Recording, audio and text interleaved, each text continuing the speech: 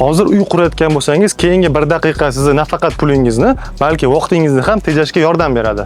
Ko'pchilik issiqlik izolyatsiyasini tanlayotganda bir xil xatoga yo'l qo'yadi. Ya'ni uyning har bir qismiga bir xil material tanlaydi. Aslida esa uyning har xil qismi har xil sharoitda ishlaydi. Fundamentdan boshlaymiz. U doim tuproq, namlik va nagruzka ostida ishlaydi. Shuning uchun unga shu sharoitga mos issiqlik izolyatsiyasi kerak. Bu yerga Pinaplex fundament mos yechim bo'la oladi. Keyingisi esa devorlar. Ularning vazifasi boshqacha. Tashqi issiqlik ta'sirini kamaytirish va uydagi qulay haroratni saqlash. Shuning uchun devorlarga Pinaplex stena mos yechim bo'la oladi. Uchinchisi esa uy ichidagi pollar.